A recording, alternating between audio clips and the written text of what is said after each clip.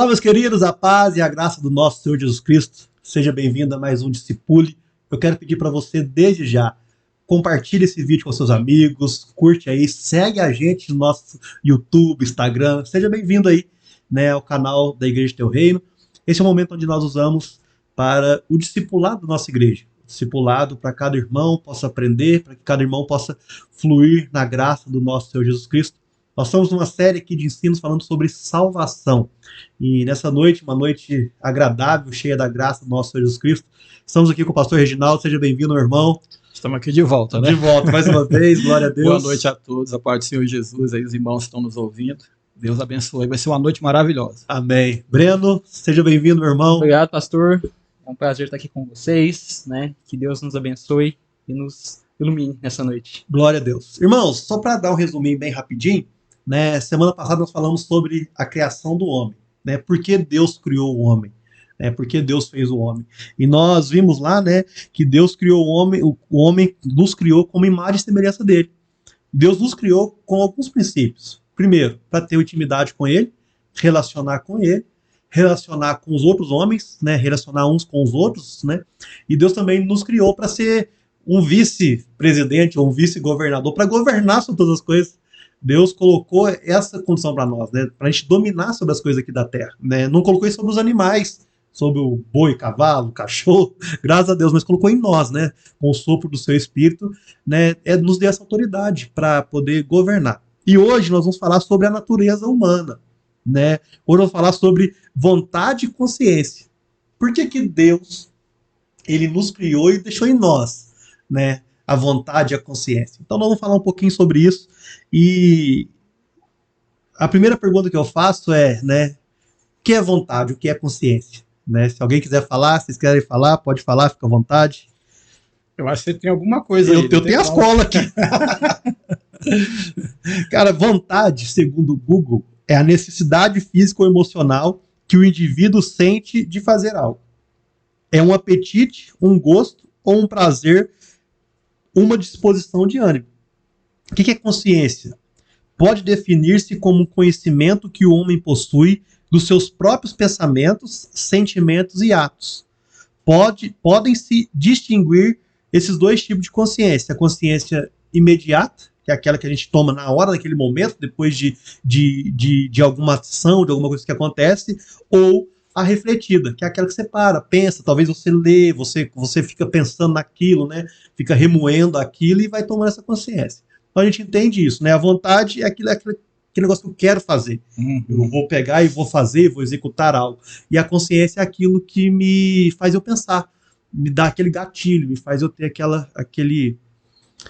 aquela disposição para fazer o que é certo e o que é errado, né? A consciência pesa, ou a consciência nos libera para fazer alguma coisa, né? Então vamos lá. Como era o estado original do homem? Né? Vocês querem falar um pouquinho sobre isso? Como Deus criou o homem lá no Éden sem pecado? Quer começar, Se a gente for pensar assim. Não, pode começar com os mais experientes, para não dizer outra Quer coisa. chamar mais velho, né? Então, eu acredito que foi também que foi iniciado, né, no primeiro discípulo. E é interessante porque esses aspectos que a gente está falando aí da constituição do ser humano, primeiro é importante dizer que é exatamente o que nos faz imagem e semelhança de Deus, sim, né? Sim. Essa consciência. Então Deus fez o homem sem pecado, né? Deus fez o homem... O homem era santo. O homem era santo, né? E santo em que sentido, né? O homem, ele estava completamente disposto a fazer a vontade de Deus, okay, e executava essa vontade, né? Sim. Não havia nenhum erro nele. Como a gente pode dizer que Deus nunca pecou, né?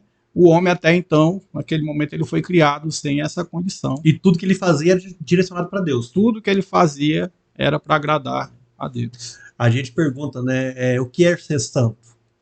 Né? Ser santo é aquele que faz aquilo que Deus quer. Né? E de fato, nós não vamos... Hoje não tem como, por causa do pecado original, né? Mas Adão fazia tudo que Deus queria. Né, essa santidade, essa pureza, né? Tanto é que Deus mandou Adão dominar sobre tudo, mandou colocar os nomes dos animais em tudo ali, né? Então Adão estava disposto a servir a Deus. Essa santidade nos faz disposto a servir a Deus, né? Exatamente. E é é o alvo de Deus, né? Uhum. É o alvo de Deus. Então, a gente fala dessa condição que o homem foi criado, de fato. Ele não tem mais, como você falou, mas esse é o alvo de todo o plano da redenção. Colocar a gente de novo nesse lugar de obediência, né? Legal, legal. Santidade. Alguma coisa mais sobre santidade? Tranquilo, Breno? Tranquilo. Tranquilo. O homem era inocente, né? O homem, ele era justo. Ele não foi corrompido, né? O homem, ele também carregava essa inocência dentro dele, pelo fato de não ter santidade, pelo fato de não ter pecado, de ter santidade. O homem tinha essa inocência nele, né? Ele conhecia de todas as faculdades que Deus tinha dado para ele, do conhecimento de todas as coisas, do colocar nome, do colocar tudo. E o homem não precisava de alguém para o fazer justo, porque ele já era justo, né? Então essa inocência, essa pureza, né, está no caráter também da criação da humanidade, de quando Deus criou o homem, né? E o último, o homem era imortal. E aí, Brenão, quer falar sobre o imortal? É interessante, né? Porque Deus, ele nos criou para ser imortal, né? Desde o início, a morte, digamos assim, não fazia parte do plano original do Senhor. Sim. Tanto é que até nos dias de hoje, se você parar para pensar, o ser humano ele nunca consegue se acostumar com a morte. Nunca. Né? O velório talvez seja uma das experiências mais tristes que a gente pode presenciar, seja de um ente querido, ou seja até mesmo de um desconhecido. Você sente que o ser humano não foi feito para morrer, né? E essa morte só veio depois do pecado, porque antes do pecado, o ser humano ele foi criado, ele teve um início, mas não era para ter um fim, né?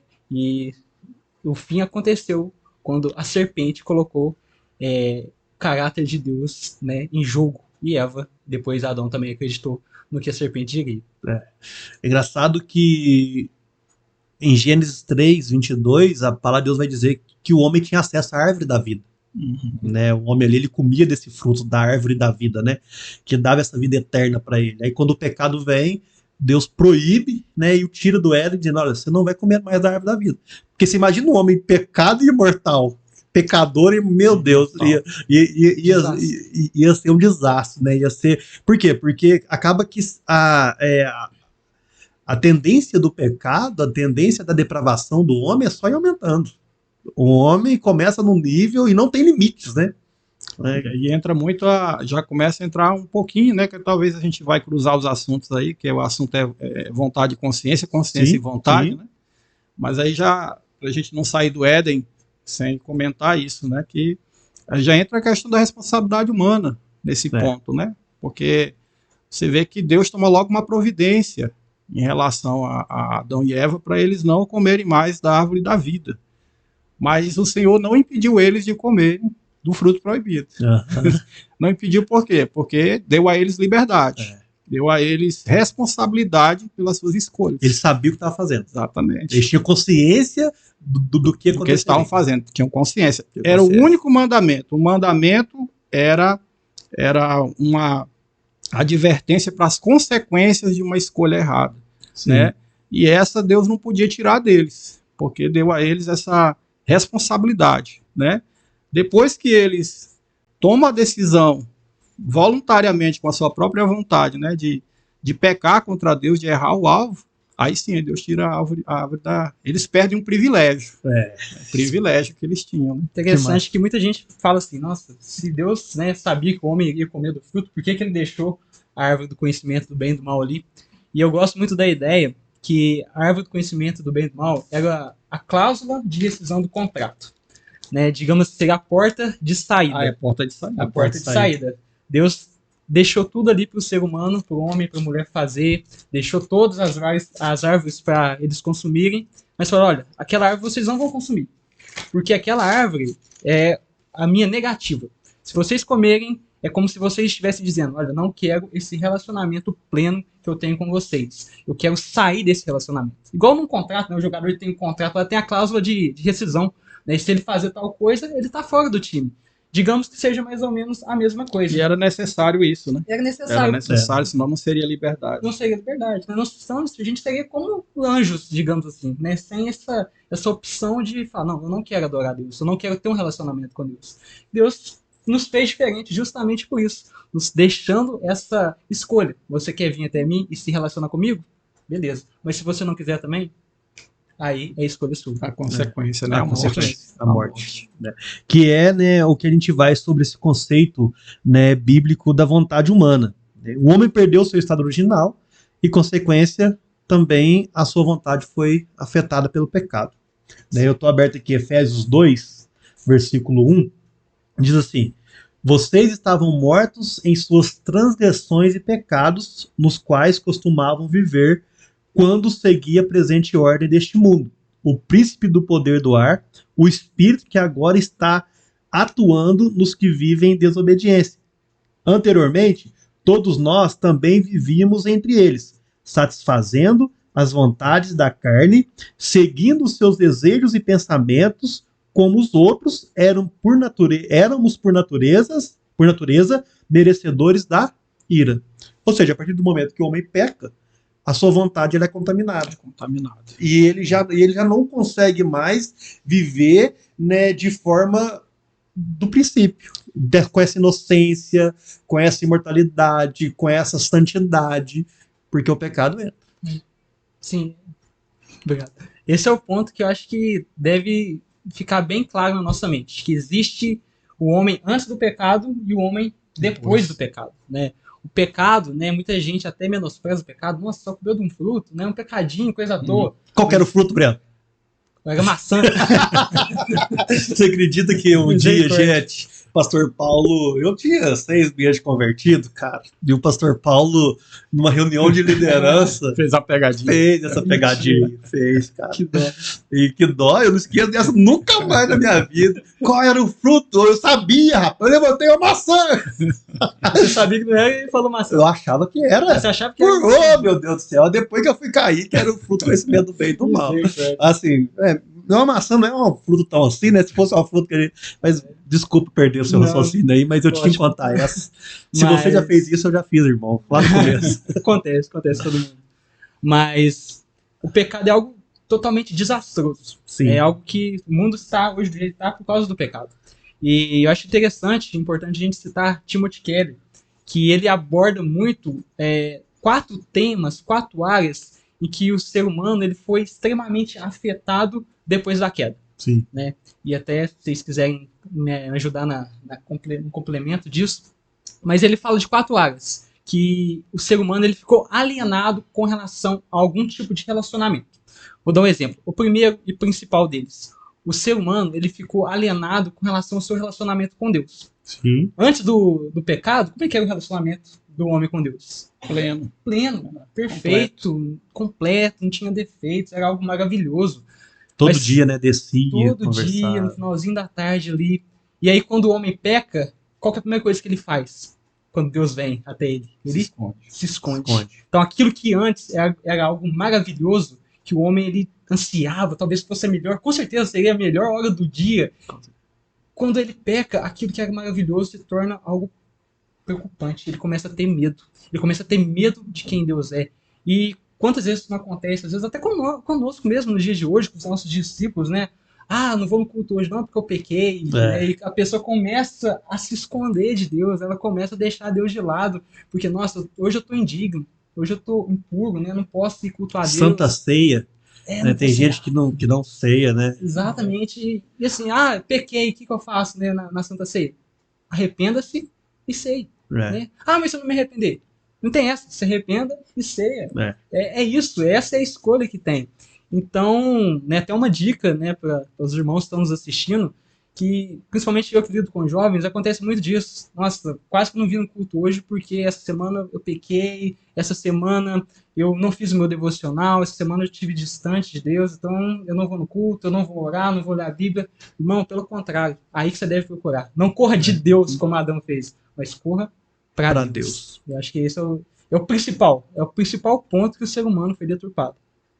E, brevemente, esse principal ponto gerou outros 3 pontos onde o relacionamento do ser humano também foi alienado. Sofreu, digamos, uma ruptura, que é o que Timothy Keller fala. Por exemplo, o relacionamento dele com o próximo. O que é a primeira coisa que o homem fala quando Deus pergunta, você comeu do fruto? O que ele põe a culpa? A mulher que você me deu. A esposa. A esposa. A esposa, foi a mulher que o Senhor me deu. Né? Eu fico imaginando como é que foi depois, né? O brinco que diz, eu gosto de falar assim, O primeiro motivo de DR aconteceu depois do pecado. Imagina o que é Eva, chamou Adão pro canto, depois, como assim, né? O que você fez?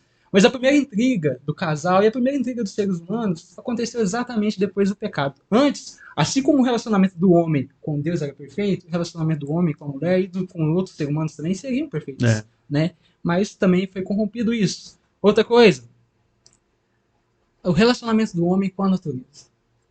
Deus amaldiçoa a terra. Então vai ter que trabalhar. Vai ter que trabalhar com o suor do seu rosto, né? Vai ter espinhos e abrolhos. Então, vai ter animais ferozes. Hoje nós lidamos com micro-organismos, vírus, né? Bactérias, que nos matam até. Então, assim, toda a natureza, todo o meio ambiente, tudo ao nosso redor também foi contaminado pelo pecado. E por último, para dar esse gancho final aí, que é o tema que a gente fala da nossa vontade, o relacionamento do ser humano com ele mesmo também foi corrompido. Porque agora o ser humano ele começa a ter sentimentos que antes ele não tinha. Ele não tinha medo, ele não tinha vergonha antes do pecado. Quando ele peca, ele começa a ter medo de Deus. As coisas dentro dele começam a mudar. A vontade dele começa a mudar. E aí, meu irmão, atrapalha tudo. Aí já era. E diante disso tudo, né, a gente precisa entender o seguinte. Com tudo que acontece com a queda dessa vontade, com essa interferência da vontade, a gente nos torna responsáveis por certos tipos de decisões. Nós tomamos a autoridade, essa responsabilidade de decidir sobre as coisas. Nós decidimos sobre nossa família, sobre filhos, né? Decidimos sobre cidades. Né? Quem governa cidades hoje são prefeitos, quem cuida da nação são reis ou presidentes. Isso tudo é afetado. Isso tudo é mudado. Como nós conseguimos consertar isso agora? Então, aí essa perda, né, do relacionamento com Deus trouxe para o homem a escuridão, né? Não lembro agora onde na palavra diz que é na tua luz que nós vemos a luz. Glória a Deus. Então a gente só pode recuperar isso, talvez dando um salto lá para o Novo Testamento, Jesus dizendo: eu sou a luz do mundo, quem me segue não andará em trevas, Glória a Deus. Pelo contrário terá a luz da vida, né? Então nós precisamos ser iluminados por Deus, nós precisamos ter de volta esse conhecimento de Deus, esse relacionamento perdido que conserta os outros, que o Breno estava falando agora há pouco, né? É o único caminho, é a única forma, né? Porque as trevas que sobrevieram sobre Adão, seus filhos, né? Que depois veio o primeiro homicídio, o assassinato ali, né? E sobre o mundo é exatamente essas escolhas. O mundo tá desse jeito, um caos, por quê? Por causa das escolhas humanas, da vontade humana. E aí cabe um parênteses aí, né? O pessoal costuma culpar Deus, né? Justamente. Culpar Deus. Então, na hora que eu quero fazer algo, eu não quero que ninguém me impeça. Nem me diga, né, o que eu devo fazer. Nessa hora eu quero ter liberdade. Depois, as consequências, eu quero culpar alguém, como lá no jardim. Tem uma teologia aí que eu não gosto muito, particularmente muito, que é aquela que vai dizer que tudo que eu faço é porque Deus quis. É isso que está falando agora. Né? Então eu posso chegar e matar alguém e falar: não, Deus mandou eu matar. Né? Eu posso atropelar alguém e falar assim: não, já estava escrito. É muito fácil. É muito fácil a gente levar para esse caminho e culpar Deus sobre todas as coisas e fazer com que Deus se torne o responsável por tudo, né? Só que na verdade é o pecado original dentro do homem, né, que está interferindo dentro disso tudo. Então Deus não é responsável por tudo que acontece.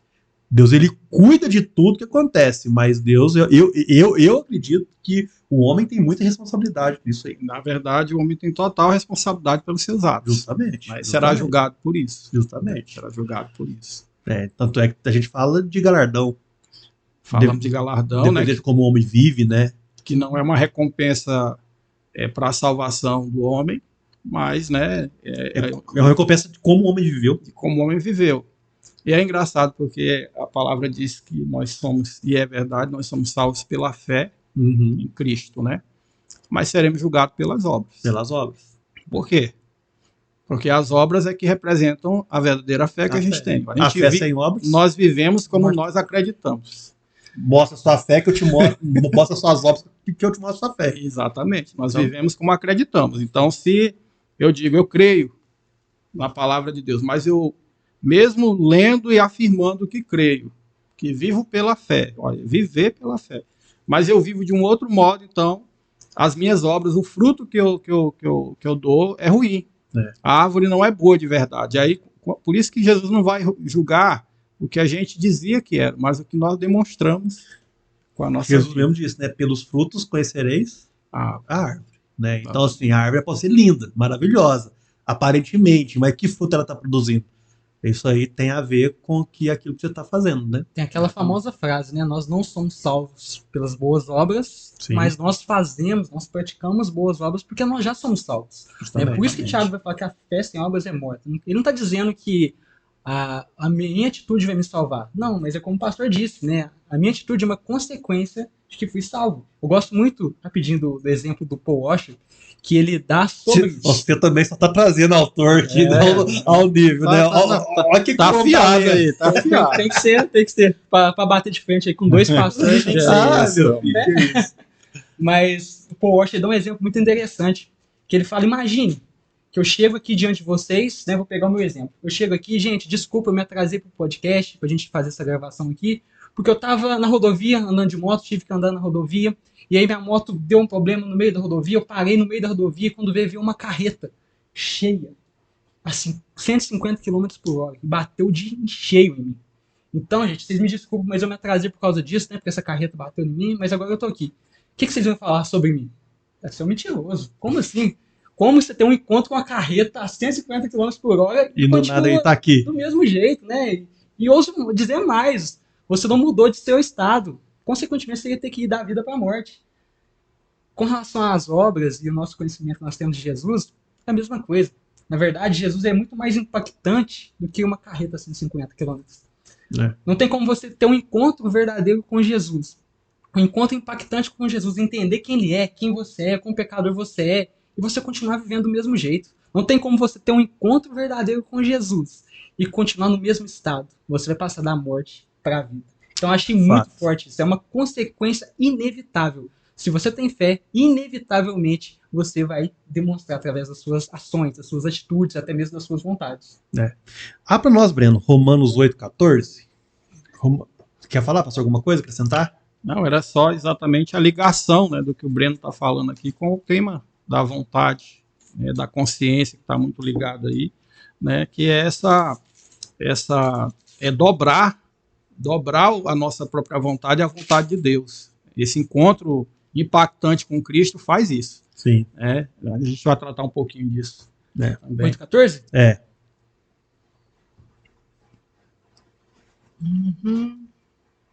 Acho que eu tô ficando cego, gente. Desculpa. Acho que a idade tá chegando aí. Presta logo. Isso já tá aberto aí? Conseguiu já? Achei aqui. Romanos 8,14. Porque todos os que são guiados pelo Espírito de Deus são filhos de Deus. 15 também? Não, tá bom. Tá bom? Isso já começa a responder a nossa pergunta, né? Que é aquilo que você já começou a falar aqui. Né? Romanos 8,14 vai trazer para nós o seguinte: olha, a forma certa de tomar uma decisão correta, ter uma consciência tranquila, é a que os filhos de Deus fazem. Né? Aqueles que são guiados pelo Espírito de Deus, né? São os filhos, são aqueles que vão tomar as decisões corretas. Exatamente. Esses são os filhos de Deus que vivem segundo a vontade do Pai. Porque não adianta a gente querer cobrar do mundo uma consciência limpa, né? Uma consciência pura ou uma santidade que cabe aos filhos de Deus. Né? Então, para nós que somos discípulos, nós somos guiados por Deus e através do Espírito, talvez fique a pergunta para nós, mas eu tenho uma consciência, uma vontade que foi corrompida, uma consciência que foi destruída por esse caminho, então como começar? Entendendo que você é um filho e o filho é guiado pelo Espírito. E sendo guiado pelo Espírito, as decisões vêm da forma correta, né? Exatamente. Aí a importância, eu quero até comentar aqui, algo que eu coloquei aqui, a ligação entre a consciência, a vontade e a obediência. Ok. Né? Então, obedecer a Deus é tomar consciência de que a vontade dele é melhor. Glória a Deus. A vontade dele é melhor. E voluntariamente ceder a própria vontade a dele. Recentemente, o meu cunhado, um dos meus cunhados, né? Ele. Né, como é que chama o outro lá? Que tava, É o Valbinho. não, o outro que você falou no O podcast. Antônio Humilde, não. O Antônio Humilde, não. Eu esqueço do Antônio Humilde. Ninguém esquece. O outro. Mas foi meu cunhado, ele falando algo interessante a respeito do.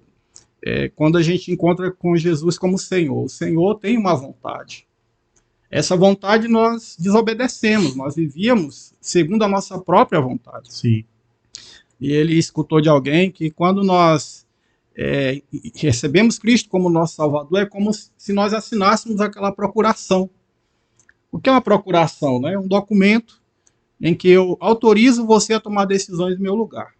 Sim. Certo? Então, você me representa. E aquilo que você falou está falado, porque está assinado lá, né? Então, se eu começo a contrariar e a fazer as coisas diferentes do que você está fazendo, está determinando, eu perdi a confiança, eu perdi a fé, eu perdi tudo e eu estou começando a interferir, né, nessa vontade. Então, Jesus nos chama para a gente entregar a nossa vontade a Ele. E a gente assina essa procuração. A nossa vida agora não é mais nossa. Mas quantas vezes nós não deixamos Jesus ser o Senhor da nossa vida? Ele tomar as decisões.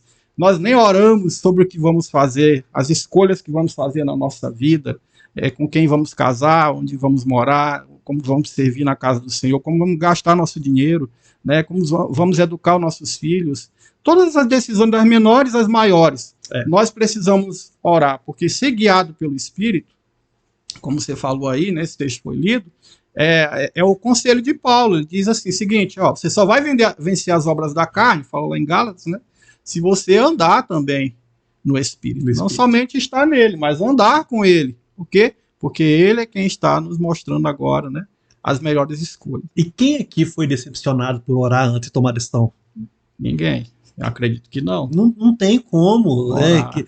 Pela pior decisão que fosse, aparentemente, as suas vistas naquele momento, quando a gente está em oração, andando pelo Espírito, por mais que depois de 1, 2 anos não foi daquilo que você pensou que seria aquela decisão, eu tomei uma decisão no Senhor, eu sei que Deus cuidou e eu estou vivendo isso por causa dessa decisão. Então, assim, Deus sempre, para aqueles que são guiados nele, para aquele que vive segundo os filhos dele, Deus sempre vai cuidar. Deus sempre vai trazer, olha, a decisão está correta? Está conforme a minha vontade? Está. Então, a procuração foi assinada. Engraçado que a procuração assinada é tudo, né, pastor? Tudo. Entreguei tudo. Tudo é quem decide para minha vida é Jesus. É tudo. Eu não faço nada sem Jesus dizer o que eu tenho que fazer. Não existe meio termo, né? Não existe, você não é meio de Jesus, né? Você é de Jesus ou você não é. Não tem assim, vou seguir Jesus só até certo ponto, né? Jesus, eu vou fazer só isso aqui eu já não vou mexer não, né? Como se a gente colocasse as nossas imposições a respeito da vontade de Jesus, né? Mas quem nos chama? É eu que chamo Jesus para me seguir ou é Jesus que me chama para seguir? Ainda vou mais além. A partir do momento que ele é o nosso Senhor, eu não vou mais até Jesus para dizer o que eu vou fazer. Eu vou até Jesus perguntar para ele o que eu devo fazer, né? Isso é ótimo. O melhor exemplo disso é de Jesus no Getsemane, né? Quando ele chega ali, gente, Jesus, o Filho de Deus, sendo Deus perfeito, chega diante de Deus, Pai, se for possível, afasta de mim esse cálice, mas contudo seja feita a tua vontade e não a minha. Jesus fez essa oração.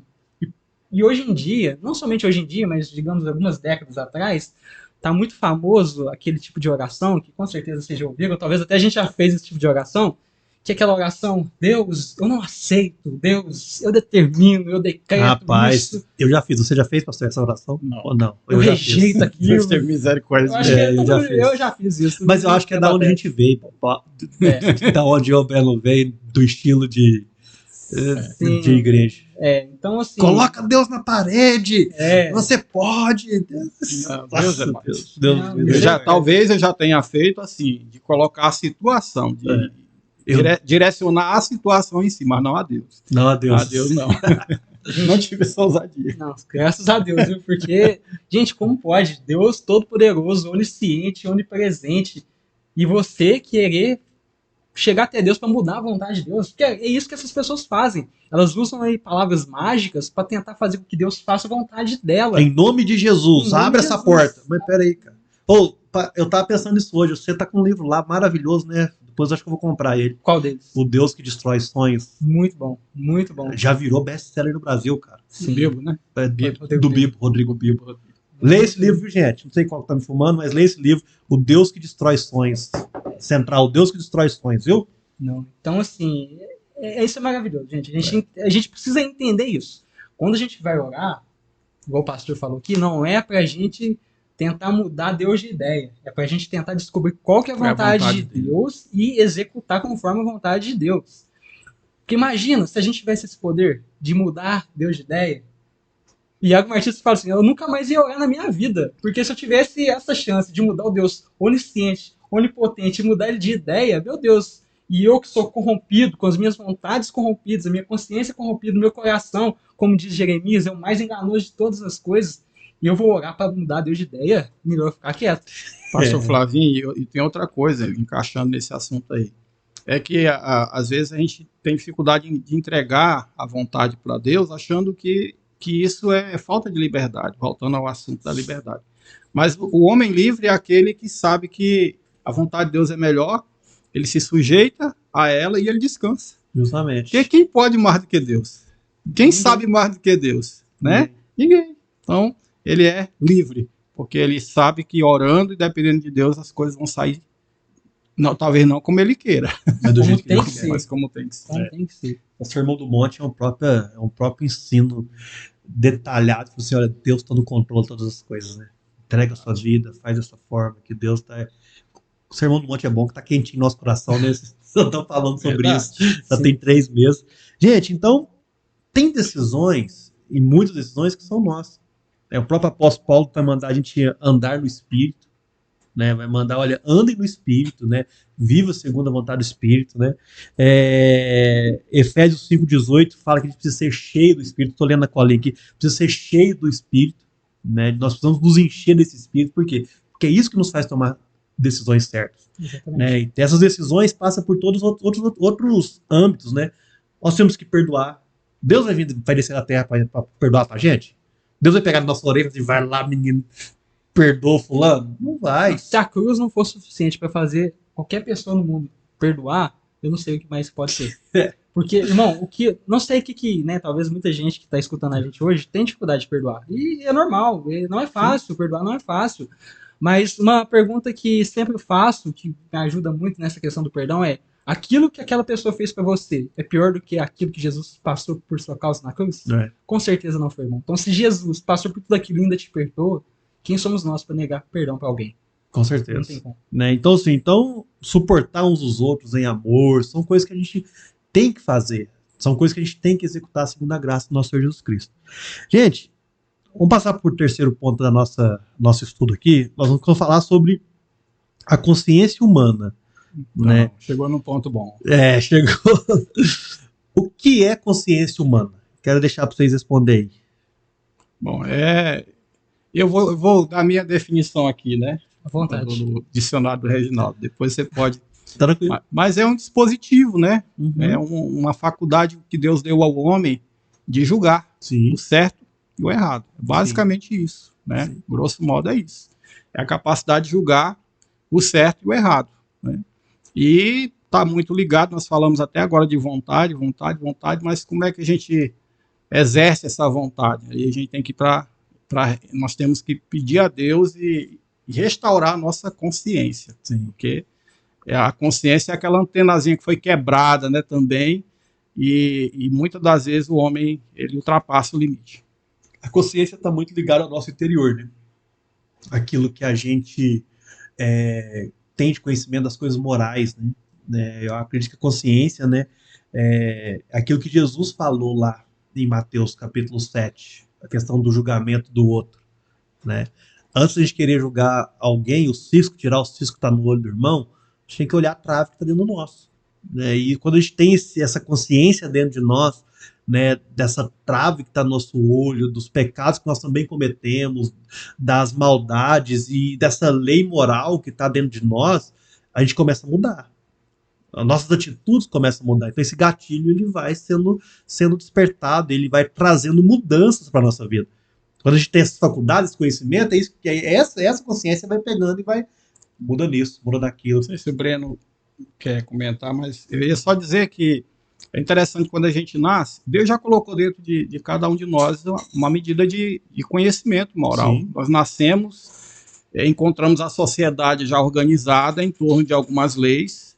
Por isso, aqui, Romanos, eu até deixei aberto aqui, Romanos 1, 20, 32 diz assim: ora, conhecendo eles a sentença de Deus, de que são passíveis de morte, os que tais coisas praticam, não somente as fazem, mas também aprovam os que assim procedem.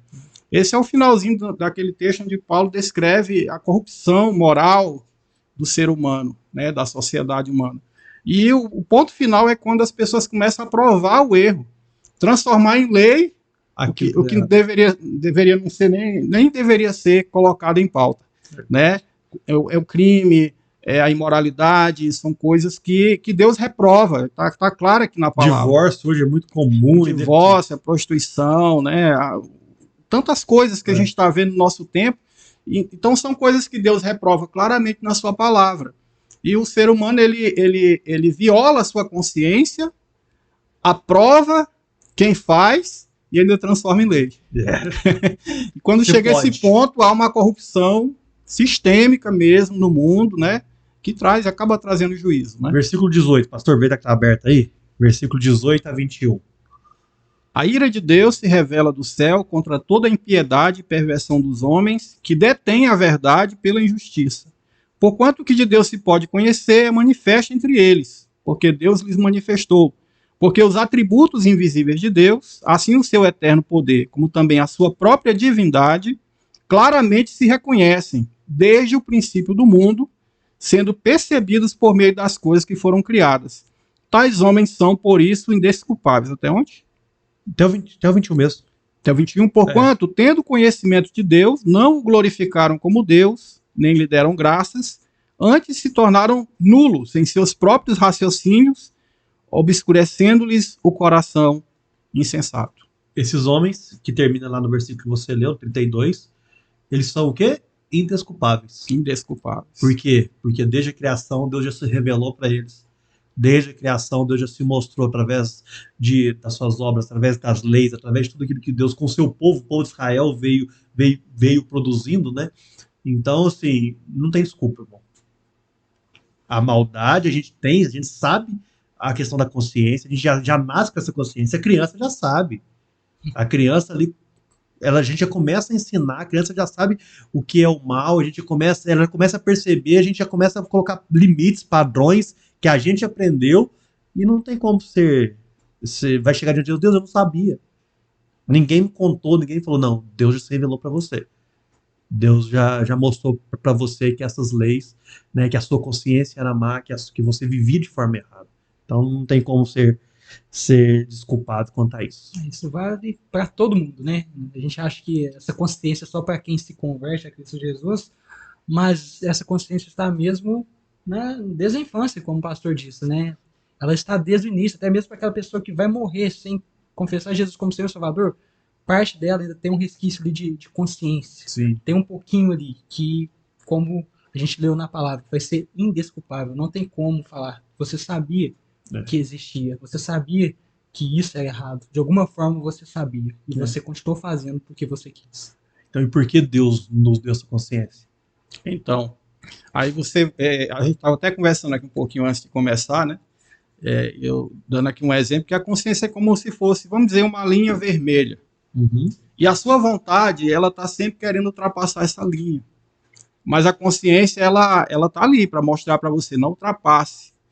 Porque dependendo do conhecimento que você tem, você sabe. Como já foi dito aqui, a palavra diz, não tem desculpa. Você sabe que é errado determinada coisa. Então, quando você desobedece a voz da sua consciência, você está pecando contra você mesmo primeiro. Sim. Porque ela está lhe alertando de uma coisa, isso foi Deus que deu, para lhe alertar de que esse caminho é ruim. Esse caminho vai te levar à dor, ao sofrimento, vai fazer sua família sofrer, vai fazer as pessoas sofrerem, você vai se dar mal com isso. Então a consciência está lá. Aí a Bíblia vai falar que tem tipos de consciência, né? Então só quero destacar aqui o seguinte, quanto mais você ignora essa voz que Deus deu dentro da nossa cabeça, que diz assim, olha, isso que você está fazendo é reprovável. Aí você ignora. Depois vem o remorso. Aí você ignora. Depois vem o remorso. Aí você ignora. Depois não vem mais remorso. Acabou. Então, é o que a Bíblia chama de consciência cauterizada, né? Eu vou usar uma ilustração aqui. Se eu for tocar no olho do Breno, aqui, ele não vai deixar. Não é? Por quê? Porque o olho dele está vivo ali, ele não vai deixar. É sensível. Mas se eu tocar aqui na minha unha, ó, eu posso bater o quanto eu quiser que ela não sente nada. Assim, uma consciência cauterizada. A pessoa está errando, mas ela não tem mais sensibilidade. Acabou. E aí tem a consciência má, a consciência perversa, a consciência, né? É igual aquele lutador de Muay Thai, vocês já viram, né? O lutador de Muay Thai usa muita canela para acertar os adversários, né? Então, o primeiro passo ali, eu nunca fiz Muay Thai, graças a Deus, né? Mas eu já... Pode começar aqui no pé da mesa. Mas eles começam a calejar a canela deles, né? Eles começam a calejar ali, no começo sentem muita dor, e aos poucos vai sentindo menos dor, até que chega um ponto que nem sente mais. Você pode dar uma bicuda na canela dele que ele nem vai sentir. É perigoso quebrar a sua. É perigoso quebrar seu dedão, né? Mas a pessoa não vai sentir, que é exatamente isso que o pastor acabou de dizer. Então, respondendo essa pergunta, por que Deus nos deu essa consciência? Justamente essa linha vermelha, né? Deus nos dá possibilidade de crítica, positivo ou negativo, para que possamos, então, tomar a decisão sim ou não. Né? Então, justamente isso que a gente vai entender a questão dessa. Porque Deus podia ter dado consciência, deixa o pau moer aí, vambora, fazendo, sem dor, sem nada. Vamos ser igual animais, né? Vamos comer um ao outro, que ali acabou e vamos resolver o problema. Não, mas Deus nos deu essa consciência. É um ato de misericórdia de Deus, nos dar essa consciência, né? Porque, posso citar mais um autor assim, fraquinho? Charles Spurgeon. Isso aí é fraco. Tá bem acompanhado. Eu nem gosto dele, né? Que tem tem um livrinho ali. Mas o Charles Spurgeon, em um dos sermões dele, falando sobre pecados intencionais, ele fala que, mais ou menos nas minhas palavras, né? Que a consciência é o primeiro professor, ou a primeira placa de alerta que Deus coloca quando você está prestes a pecar. Às vezes não é um irmão falando para você que é pecado, às vezes não é nem você lendo a palavra de Deus ali naquele momento. Às vezes é a sua consciência. Opa, isso aqui está errado. E muitas vezes a gente vai ignorando essa consciência. Às vezes Deus tem que mandar outros professores, outras placas de alerta, mas a consciência, ela digamos assim, está em todos os momentos quando você está prestes a pecar. Só abrindo um parênteses aqui, né? Tô em qual câmera, Dogão? Na minha? Irmãos, você quer fazer teologia, você quer estudar sobre Deus, tudo, não precisa ler todos os livros não, irmão. Leia livros certos. Leia autores corretos. Porque a gente fica nessa ânsia, né? Eu vou ler muito, vou ser um teólogo. Não precisa ler todos. Procure livros bons que você vai ter boa referência. Fechando parênteses. Procure a gente aqui, que a gente consegue dar umas indicações bacanas, principalmente o pastor Reginaldo, tem uma biblioteca gigante lá na casa dele. Vem pra cá, procura o pastor que você vai ver coisa boa aí. Vai dar certo. Gente, então vamos trabalhar um pouquinho a questão do tipo de consciência. Né? Nós falamos aqui, finalizando, por que Deus nos dá consciência, para criticar e poder tomar decisão sim ou não. Né? Então vamos partir agora por tipo de consciência. Então, nós selecionamos algumas aqui, e eu queria que vocês nos ajudassem, e a gente vai conversando, o que seria uma boa consciência, ou uma consciência pura, né? Essa consciência boa, hoje, para nós.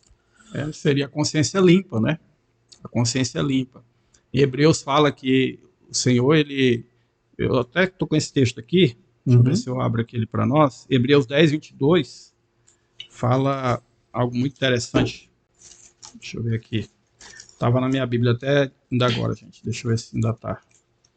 Saiu pulando aqui, não queria perder o outro texto, mas vai ser o jeito. Hebreus 10, 22 fala assim: aproximemo-nos com sincero coração e plena certeza de fé, tendo o coração purificado de má consciência e lavado o corpo com água pura.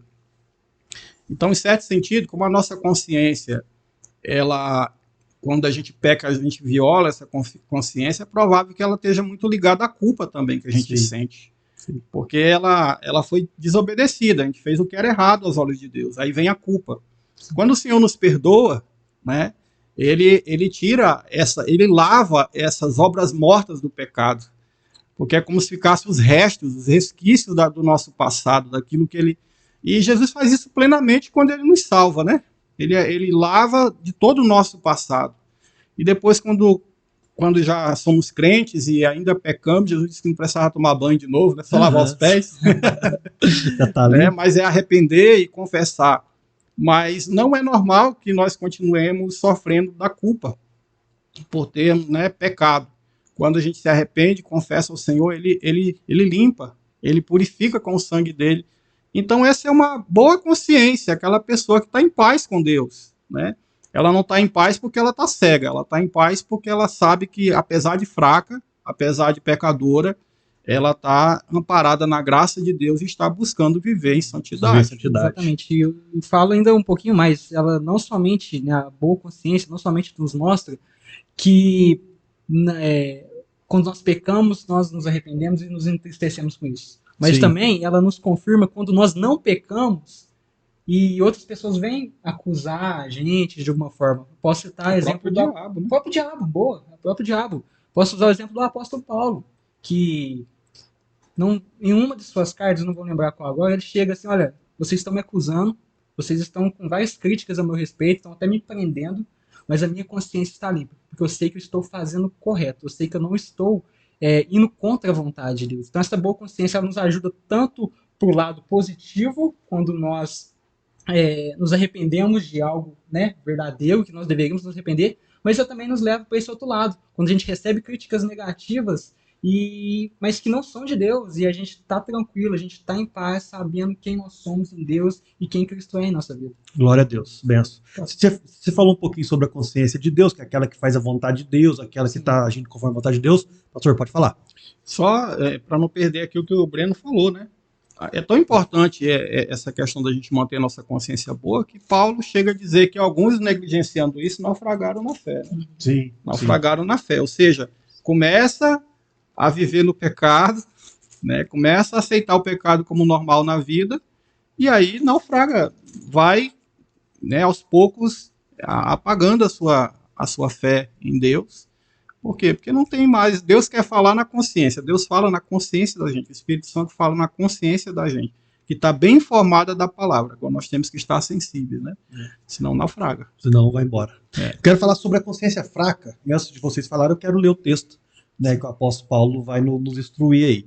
1 Coríntios 8, 7 diz assim: contudo, nem todos têm esse conhecimento. Alguns, ainda habituados com os ídolos, comem esse alimento como se fosse um sacrifício idólatra. Como a consciência deles é fraca, fica contaminado. Versículo 10. Pois se alguém tem a consciência fraca, se alguém que tem a consciência fraca vir você que tem o conhecimento comer num templo de ídolos, não será induzido a comer do que foi sacrificado a ídolos? Versículo 12. Quando você peca contra os seus irmãos, dessa maneira, ferindo a consciência fraca deles, peca contra Cristo. Né? Então, o que seria essa consciência fraca dos irmãos ali? Que o apóstolo Paulo está falando conforme a comida lá, que era consagrada do templo, e era vendido depois ali nos açougues, na rua ali, né? Então, os irmãos iam lá e compravam aquela comida, mas se escandalizavam. Olha, eu não posso comer essa comida. Não posso comer essa comida que é consagrada, mesmo que seja vendida ou que seja ali doada, que seja, eu não posso comer, por quê? Porque foi consagrado. Aqueles irmãos que tinham a consciência mais forte, ou mais conhecimento, falam, não, isso aqui, cara, pra mim que sou em Deus, pra mim que tô em Deus, não tem problema. Agora, pro outro tem, né? Igual festa aí que dá bala, doce, né? Eu posso comer? Eu posso ir numa quermesse aqui da minha cidade, eu posso comer canjica? Eu posso comer isso ou aquilo? Né? Eu posso comer um frango na casa de alguém, né? Então, tipo assim, pode fazer uma pergunta de onde veio o frango, né? Porque se você perguntar, pode ficar complicado. Come. Mas e aí, o que seria essa consciência fraca de uma consciência forte, né? Então, assim, vamos explanar sobre isso, fica à vontade. Eu acho que o pastor disse bem quando a gente estava conversando aqui antes, né, que tem muito a ver com o conhecimento, né? Consciência forte, geralmente, ela é acompanhada, ou pelo menos ela segue um conhecimento forte, né? A pessoa tem bastante conhecimento. E a consciência fraca, automaticamente, tem a ver com o pouco conhecimento. E isso está muito ligado a neófitos, né, pastor? Pessoas que estão ali começando a caminhar na fé, que ainda não tem muito conhecimento, né? Que fala que maçã, que foi a fruta que Adão e Eva comeram. Né? Mas né, brincadeiras à parte, mas tem muito disso, né? Muitas coisas que acontecem ali que a pessoa de consciência fraca, de conhecimento pequeno, né, que ela ainda está começando ali, ela vai se escandalizar, ela vai Com ser certeza. prejudicada, né? Mas quem já tem um conhecimento maior, tem uma consciência um pouco mais forte e não vai se escandalizar por tal assunto. Mas só completando, aquele que tem consciência forte, aquele que tem mais conhecimento, ele tem a sua parcela de responsabilidade sobre aquele que está começando, sobre aquele Sim. neófito que tem menos conhecimento. Sim. Né? O conhecimento incha também, né? O Com amor certeza. edifica. Com Exatamente. certeza. Paulo aborda isso. Porque o que o Breno falou aqui, consciência fraca é isso, é a ausência de maturidade cristã, né? Quando a gente fala de consciência, nós dizemos que ela nos ajuda a discernir o certo do errado. Como é que eu vou fazer isso? Com conhecimento. Mas não é qualquer conhecimento, é o conhecimento da palavra de Deus. É o conhecimento, o entendimento da palavra de Deus. É a revelação, a né? Palavra revelação da revelada, palavra de Deus está aqui nas Exatamente. Escrituras e que Deus traz para nós. E eu arrisco dizer que, às vezes, muitos irmãos tomam decisões não fundamentados no conhecimento. Então, às vezes, a consciência fica fraca porque ele acha que uma coisa é pecado quando não é. E, às vezes, ele acha que uma coisa não é pecado quando é. Mas ele não tem aquele conhecimento das Escrituras e aí ele toma decisões baseado no que ele sente. Ou na circunstância de pressão Nas do circunstâncias, no que o outro diz e tal, exatamente o que Paulo está falando, no que ele vê o mais forte fazendo, mesmo pecando contra a consciência dele, porque ele acha que aquilo é pecado, mas ele vê alguém fazendo, que ele admira, que ele acha que é um grande líder, ele vai e faz também. É isso que Paulo disse, se você faz assim, você está pecando. Tá pecando. Porque E você peca contra Cristo. Peca contra Cristo, por quê? Porque você está, na sua cabeça, aquilo é errado. Então, qual é a solução para isso? É a gente amadurecer na fé, nós buscarmos conhecer melhor o caminho do Senhor. Porque se nós vamos julgar o que é certo e errado, nós precisamos de base. Viver pelos sentimentos, viver pelo que você acha. Não, mas eu acho que isso aí é errado. Aí, às vezes, nós vamos cair em outro pecado, que é julgar o irmão, né? O outro, Paulo Esse eu acho é muito complicado, ou é ou não é, né? Paulo fala que o mais forte vai julgar o mais fraco, ou o outro vai condenar o mais forte, dizendo assim, não, mas como é que ele pode ser crente e fazer aquilo? E às vezes, aí o Breno falou, né, o mais forte tem a responsabilidade de colocar o amor em primeiro lugar, né? Então, isso acabaria com muita discussão se a gente deve beber ou não beber, se é certo fazer isso ou fazer coisas, se nós amássemos, né, e nós buscássemos maturidade. Eu acho que o grande problema hoje da igreja, eu acho que não só hoje, mas da história da igreja, é quando a gente pega esses neófitos e coloca como os professores. Aí a gente vai ter muito problema. Quando a gente pega irmãos que talvez tenham 1 ano de igreja, 2 anos de igreja, que está conhecendo o Senhor, que está conhecendo a caminhada, com todo aquele paixão, toda aquela empolgação de servir a Deus, né? Eu conheço pessoas que pregavam junto comigo há 20 anos atrás, né? Há 18 anos atrás. Hoje não faz mais, né? Não faz. Então a gente tem que tomar esse cuidado quando esses neófitos, esses de consciência fraca, estão assumindo os púlpitos das igrejas. Por quê? Porque aí coloca funk para tocar no sábado. É por isso que profana o altar, né? E, tipo assim, não porque ele não aprendeu, não acha que está profanando, é porque ele acha que pode. Se baseia no conhecimento que ele trouxe da vida, ou do que ele... Justamente. Às vezes leu livros ruins.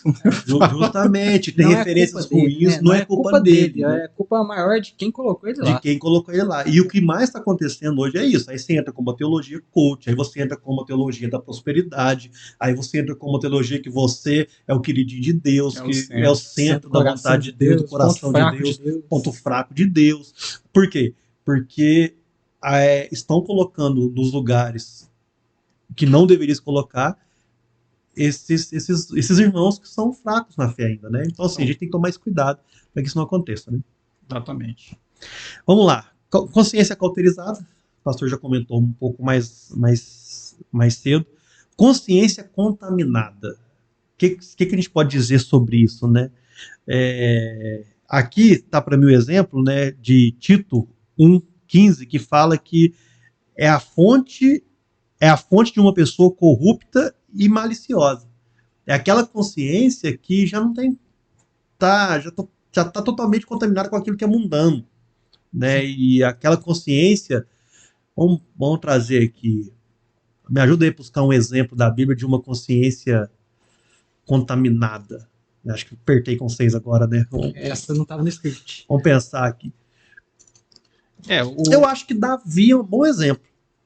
Pensando aqui, Davi, quando ele peca, né, com Betseba, né, ele tá tão com a consciência, tão achando que tá certo, que se não vem um profeta lá para limpar, para purificar essa consciência dele, ele não cairia em si. Acho que Davi é um cara que a gente pode falar assim, cara, consciência sua contaminou a tal ponto que você acha que tá certo. E é muito. E aí você consegue identificar uma consciência que não está limpa, que ela está contaminada, né? Já é a ideia de que sujou, né? Alguma justamente. coisa ali, manchou aquilo ali. A gente já consegue perceber com a presença do orgulho, né? Não escuta ninguém, a pessoa começa.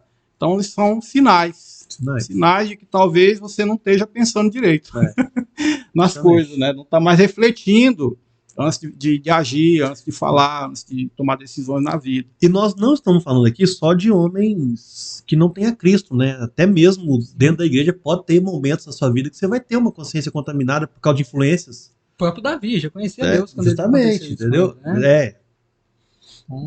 Judas. Se a gente pegar Judas, né? Foi no fundo mesmo, foi no fundo do poço. Do alto até o fundo do poço. Morreu suicídio por causa de uma consciência contaminada, maliciosa, uma consciência, né, que visava dinheiro, traidor, né? E assim vai, e aí vai, né? Consciência. Você pode falar, Breno? Não, porque eu lembrei daquele versículo que fala: aquele que está de pé, cuide para que não caia, né? Então, assim, às vezes a gente acha, nossa, eu tô bem em Deus, eu tô fazendo as coisas aparentemente tudo certinho. Cara, cuidado que o precipício é logo ali. Então toma cuidado, se mantenha firme na presença de Deus, vigia e ora, porque a consciência de todo mundo foi contaminada, né? Sim. Adão não tinha consciência contaminada antes do pecado, mas depois do pecado, a consciência de todos nós foi contaminada. Quando encontramos a Cristo, ele começa a limpar essa consciência nossa. Mas ainda assim, existe aqueles resquícios que, se a gente não cuidar, vai acabar tomando conta. Que é a questão da consciência culpada, é João 8:9. A mulher que foi pega em adultério. Que ali, aqueles homens, as pedras caem no chão, né? Mas será que mudou de atitude? Aqueles homens não tem mais a história deles. A gente, com certeza, não.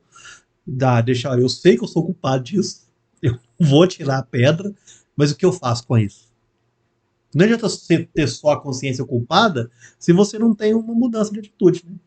Que é a diferença do filho pródigo. Que a gente estava conversando. O filho pródigo, ele tomou um caminho errado na vida, deu as costas para o pai, não quis ouvir ninguém, gastou todo o dinheiro dele, chegou na sarjeta, o lugar que muita gente chega, mas mesmo assim não põe a mão na consciência, não pensa nos seus erros, não admite que está errado, né?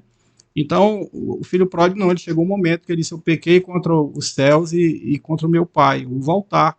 Então, ali a consciência dele mudou, né? Diferente dos fariseus lá no caso da mulher adúltera, né? Diferente do jovem rico. Sim. Que ele viu o que, bom mestre, o que eu tenho que fazer? Cara, eu oro, eu jejuo, eu confio em Deus, eu faço tudo, mas a hora que você tem que entregar aquilo que é corrupto, que é aquilo que não vem de uma boa origem, né, que é o que alguns estudiosos dizem, você sente a culpa, mas dá as costas. Aí essa é a consciência que fere, né? É que o que a gente está falando no início, né? Ou você vai a Cristo com totalidade ou vai com nada. E aquele jovem rico, ele estava muito perto de ir para Jesus com totalidade. Mas Jesus, conhecendo o coração dele também, né, tocou num ponto que ficou nitidamente. Ele não queria vender os bens dele, porque ele era apegado aos bens. É por isso que depois Jesus ainda vai dizer ali na continuação do versículo: é mais fácil, né, um camelo passar por um buraco da agulha do que um rico entrar no reino dos céus. Deus nunca foi contra a riqueza, mas sempre foi contra o amor à riqueza, né? Então, aquele jovem rico, ele amava as riquezas dele também. E isso impediu ele de seguir a Jesus. Isso impediu ele de ter a consciência dele totalmente clara, para ele poder fazer aquilo que Cristo... Cara, eu fico pensando quão longe ele poderia ir. Isso aí acho que cai numa consciência cauterizada. Pode ser, tá tão impregnado naquilo, ele tá tão impregnado naquilo que ele sustenta, que ele segura, que ele não consegue soltar, né? Talvez se tornou um ídolo na vida dele, né? Então, assim, o coração humano, ele é tão corrompido que ele vai buscar alguém para servir. Se não servir a Deus, se não seguir a Jesus Cristo, ele vai botar outra coisa no lugar. Talvez fosse o caso do jovem rico. E as pessoas, né, eu acho que uma aplicação muito prática disso que a gente está falando, as pessoas dizem assim, minha consciência não me condena. Às vezes as pessoas estão fazendo as coisas, a gente que é pastor passa muito por isso, né? A gente quer dar uns conselhos para a pessoa, paz. Não, a minha consciência não me condena. Tô livre, pastor, tô tranquilo. Não, eu tô tranquilo, tô em paz com Deus. Nossa. Né? Mas como eu falei antes, a pessoa tá confiando em si mesma, às vezes, né? E não nas escrituras como elas nos orientam. Deus não muda de opinião. Né? Deus, ele já revelou a sua palavra para nós, né? Então, uma coisa bem prática é aquilo que a gente também falou aqui quando nós estávamos ainda gravando, colocar a nossa consciência, colocar as coisas que nós estamos fazendo no tribunal da consciência. Sim. Né? Que foi o que Jesus fez com os fariseus. Aquele que não tem pecado, atire a primeira pedra. Aí aqueles homens começaram a pôr a mão na consciência, eles viram, não tem o direito de jogar essa pedra nessa mulher. Soltaram, né, ali. Então, Deus, ele quer colocar a gente nessa posição em que a gente começa a fazer como o jovem rico, que já falamos aqui, a gente começa a pensar, onde está o meu erro? Sim. Onde está o meu erro? E eu quero sugerir a quem está nos ouvindo, né, duvide de si mesmo. Sempre. O melhor, quando tudo começa no nosso relacionamento com Deus, é quando a gente começa a acreditar mais em Deus e duvidar um pouquinho mais do que a gente acha que a gente sabe, acha que é certo. Leia a Bíblia. Confronte, né, confronte sua vida, suas escolhas, sua vontade, como você tem vivido, como que Deus ensina, né? E aí o Espírito Santo vai começar a tocar sua consciência, vai começar, né, a mostrar áreas da sua vida que você está precisando mudar, e ele vai te aproximando, né? Glória a Deus. Dele. Fale menos, eu acho que, e começa a dizer mais, está escrito o quê? Isso que deve nos nortear, a palavra de Deus. Gente, então, conclusão, vamos partir para o final aqui, né? Então, a primeira coisa que nós aprendemos aqui hoje, nós discutimos Deus capacitou o ser humano de vontade e consciência. Isso. Óbvio, claro, tá bem tranquilo para nós. A vontade nos leva a andar nos caminhos de Deus e a consciência ajuda a vontade de escolher o bem e aquelas alternativas que são de Deus. Isso. Tranquilo? Então a gente tem essa consciência através do Espírito, os filhos são guiados pelo Espírito, nós conseguimos fazer a vontade de Deus. Ambas exigem de nós um uso responsável. Nós somos responsáveis por todos os nossos atos aqui, né? Então, assim, nós podemos escolher por qualquer coisa. Nós podemos escolher plantar qualquer coisa. Salomão falou, né, em Eclesiastes, jovem, anda pelos caminhos do teu coração. Vai lá. Só lembra que depois... Salário velho. Depois você vai prestar conta pro seu Criador. A plantação nós podemos escolher, mas a colheita não. É fato. A gente planta o que a gente quer, mas a gente colhe o que a gente plantou, não o que a gente quer. Seria muito bom, né? A gente plantar limão e colher manga, né? Dependendo, às vezes, saber do gosto cítrico ou adocicado, né? Mas não tem jeito. Se eu plantei limão, eu vou colher limão. Então essa é a nossa responsabilidade. Quanto à consciência, ela pode ser nossa aliada se a ouvirmos e não tentarmos neutralizá-la, ou seja, se não fizermos calar sem ponderar as consciências de nossos atos. As consequências de nossos atos, desculpa.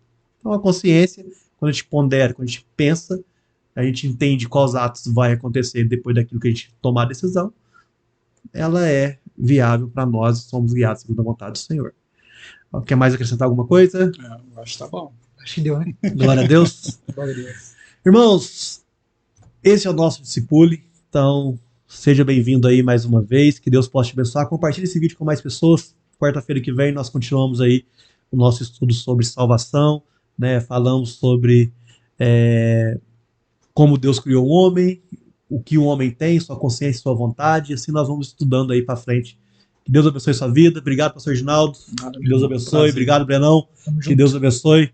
Tamo junto. Então até a próxima. Aí, em nome de Jesus. Amém. Deus abençoe.